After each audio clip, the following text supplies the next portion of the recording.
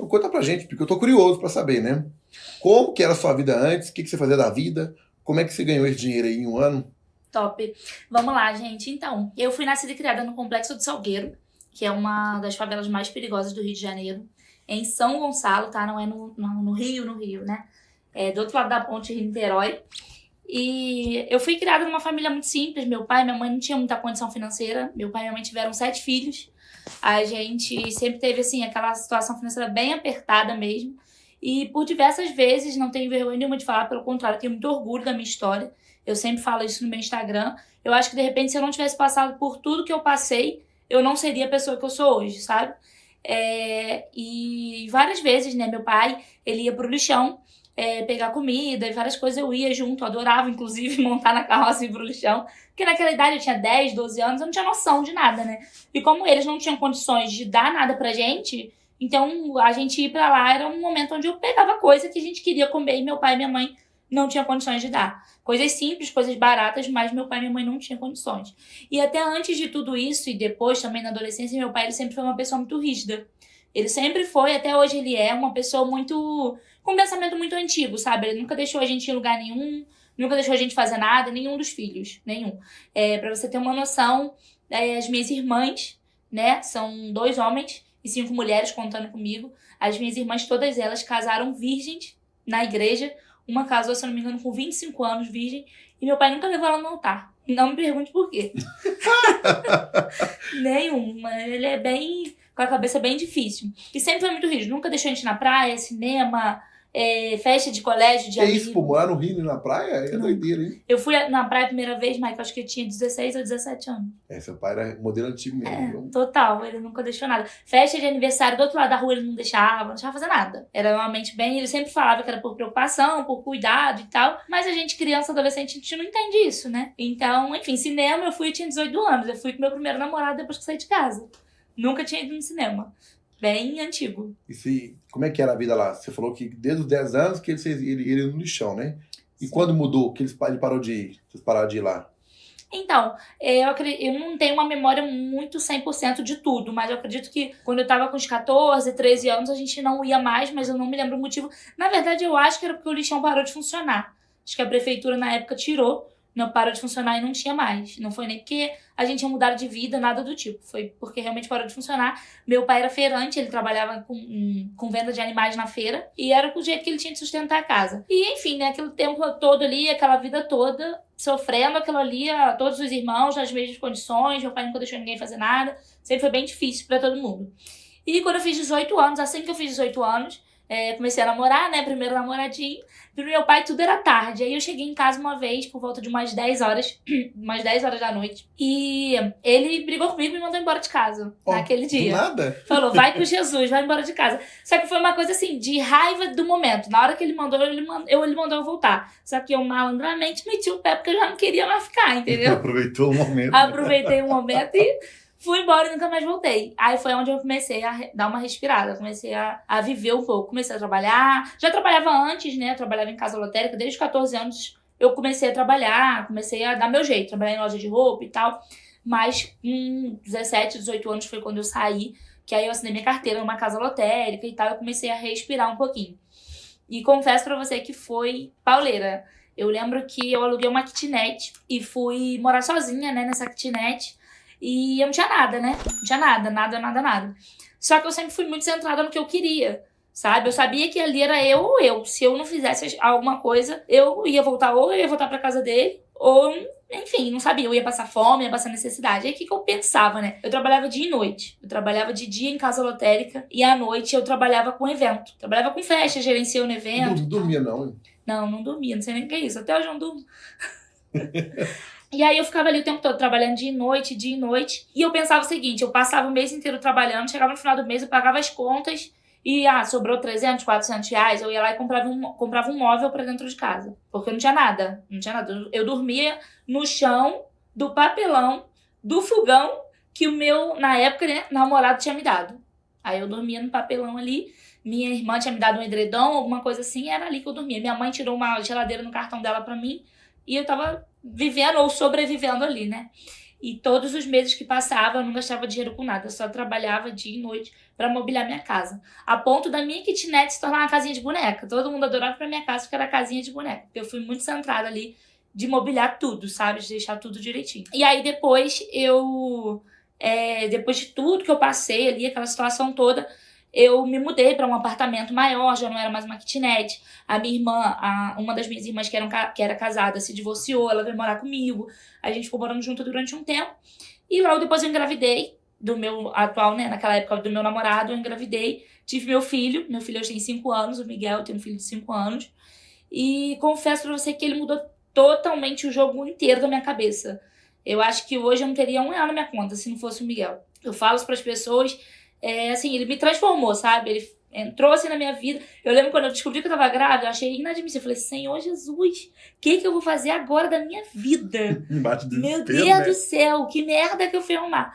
Só que aí você escuta o coração a primeira vez, fudeu tudo. Aí tu quer o resto da vida aquela criança ali com você. E aí, beleza, fui aos trancos e barrancos, meu filho nasceu. Passei muita dificuldade com ele também. Ele nasceu... Pobre é foda, né? Tá numa situação difícil, arruma um filho, né? É foda, viu? Foi loucura. Eu lembro que quando ele nasceu, ele tinha infecção no sangue.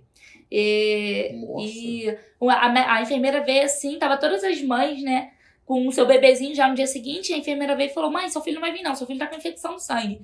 E médico, enfermeiro, fala de qualquer jeito, né? E eu não entendia. Naquele momento ali eu só sabia chorar. Eu falei, meu Deus, vou perder meu filho. Enfim, a gente ficou ali durante 5 dias tomando antibiótico. Ele ficou tomando antibiótico no sangue. Era horrível, porque às vezes tinha que achar vacina no pé, na mão, achar aveia no pé, na mão. É difícil de achar aveia em criança. E aí, beleza, a gente foi pra casa. Só que assim que ele nasceu, a minha irmã que tava comigo no hospital, ela percebeu que ele tava com uma dificuldade de respirar. E foi nisso que ele voltou pra incubadora, né? Voltou lá onde ficam as enfermeiras com os bebês. E no dia seguinte ela falou isso pra mim. Só que eu ainda não sabia exatamente o que era. Pra mim era só aquela infecção no sangue. E depois a gente descobriu que ele tinha dificuldade de respirar por conta dele ter ficado quase 43 semanas na minha barriga. Ele passou muito do tempo. E o certo é quanto tempo? 40 semanas. Ele passou 3, não, quase um Passou mês. quase 3 semanas. E aí ele não conseguia respirar sozinho, não conseguia respirar direito. Enfim, aí só pra resumir, a gente foi umas 3 vezes pra casa e a gente voltava pro hospital porque ele não conseguia respirar, ao ponto de na terceira vez a gente chegou na Unimed, a médica falou, não, mãe, eu vou internar seu filho, porque senão você vai perder ele em casa. E eu ali desesperada. Nossa, só o coração parou uma dessa, hein? Desesperada. Eu não tinha noção, sabe? Eu não conseguia. E como meu pai ele sempre foi desse jeito, eu não tinha nem a minha mãe perto de mim. Porque ele não deixava minha mãe ficar comigo, ele achava que a gente tinha que ir pra casa dele, sabe? Minha mulher não tem que ir em lugar nenhum, vocês têm que vir pra cá. Sendo que ele morando dentro do complexo de Salgueiro, não dá nem pra sair lá de dentro num desespero.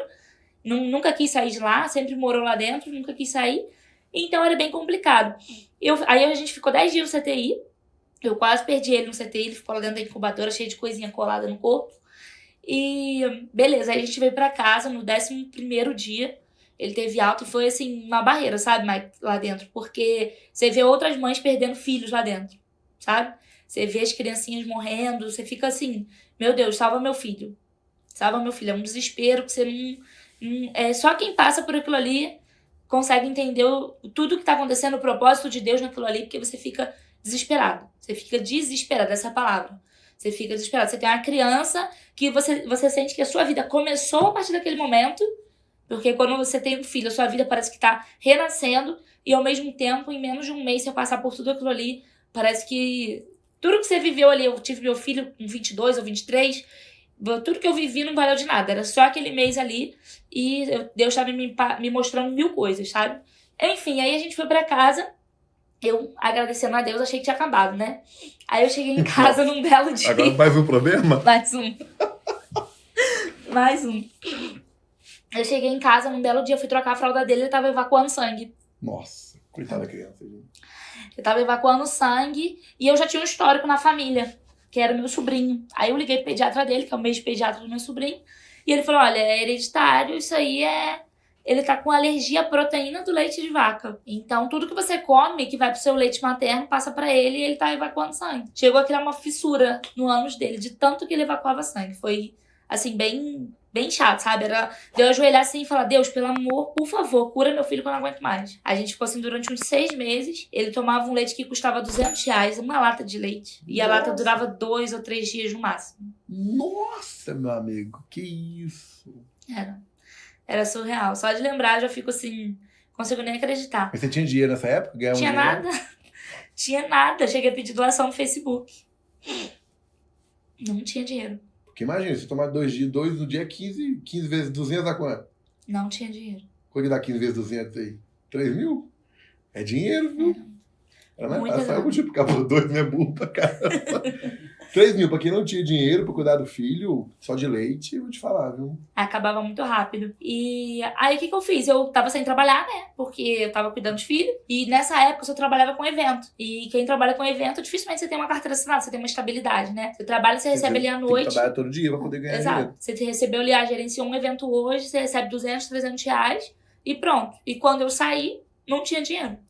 E aí eu vivia de pedir doação, pedir a familiar, pedir alguém. Você viveu o cúmulo, a miséria total, né? Porque lixão, problema de saúde, filho, hospital, não tinha dinheiro pra poder comprar, pedir negócio. Bom, você teve essa humildade de pedir ainda no Sim. Facebook a ajuda do pessoal. O pessoal ajudava? Na verdade, assim, eu não lembro, eu não tenho uma memória muito clara do quanto que eu divulguei isso. Foi até uma amiga que fez pra mim, na época, uma vaquinha online. Mas, assim, de pessoas que eu tenho uma consideração muito grande, que eu lembro que foi o Thiago e foi a Letícia. Eles me ajudaram demais, que eram pessoas próximas e entraram em contato comigo e me deram dinheiro cada um pra eu comprar uma lata de leite. E naquele momento, pra quem tem um filho que tem esse tipo de alergia, uma lata salvava a vida. Tipo assim, ó, meu filho tem mais 3 dias pra comer. Parece, né, surreal, mas era exatamente assim. Não, mais 3 dias eu consigo respirar pra me virar daqui 3 Aí dias. 6 meses depois ele melhorou? Então, eu cheguei a pegar esse leite pelo governo. Eu cheguei a entrar com uma ação, pegar pelo governo. Só que aí depois o governo começou a faltar e eu não conseguia pegar mais. Foi onde me bateu o desespero e eu comecei a pedir pela internet. Até antes disso eu ainda conseguia. Primeiro eu pedia doação, mas para pessoas próximas. Eu não cheguei a ir pra internet pedir, sabe? E aí foi o tempo de eu entrar com a ação na justiça e conseguir o leite pelo governo. Aí eu tinha que ir lá no centro do Rio de Janeiro, uma vez por mês, assinar lá e pegava 16 latas. Acho que era isso, 16 ou 17 latas. E aí eu pegava e trazia pra casa, enfim. E depois, quando o governo parou, tava em falta no governo, no Ministério da Saúde do Rio de Janeiro tava em falta, e eu precisei ir pra internet pedir, que foram esses meus amigos que me ajudaram. Mas aí depois de um tempo, né, a criança vai crescendo, vai ficando com um sistema mais forte. Graças a Deus ele ficou curado da alergia.